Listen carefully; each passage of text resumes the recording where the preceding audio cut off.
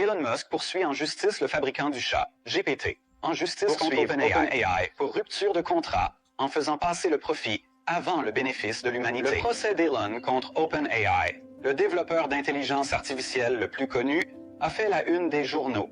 Mais quand je l'ai entendu, j'étais un peu confus. Quand Elon a-t-il déjà été contre le profit?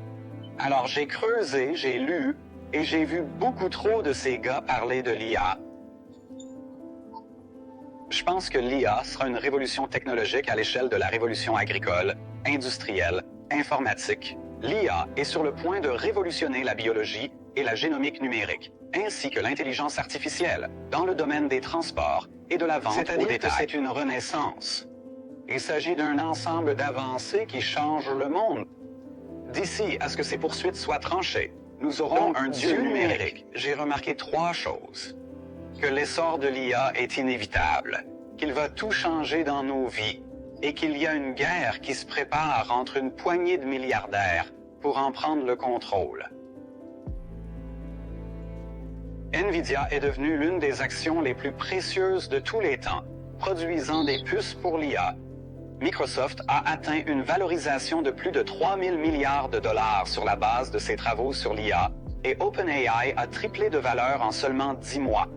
Mais où en est-on, nous, vous et moi, et tout le monde, à part la douzaine de milliardaires qui se disputent le contrôle? Nous voyons déjà des plans pour remplacer les infirmières humaines par l'IA, des aimants médiatiques qui tuent des emplois pour se concentrer sur la réduction des coûts avec l'IA, des balivernes écrites par l'IA qui remplissent Internet, et une IA qui fait du karaoké pour vous. Mais regardons l'avenir possible de l'IA à travers l'ascension de seuls prétendants dans la bataille des milliardaires pour l'avenir. Sam Altman est le souverain des startups de la Silicon Valley.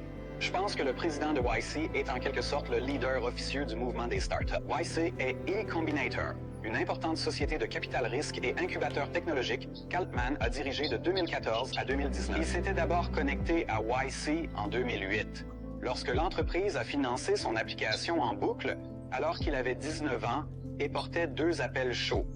Luft était une histoire courante de la Silicon Valley. Ils ont collecté une tonne d'argent, collecté un tas de données et ont eu des ennuis pour avoir envoyé des SMS à tout le monde sur votre téléphone lorsque vous avez téléchargé la publicité. Altman a vendu l'entreprise et elle a pratiquement disparu.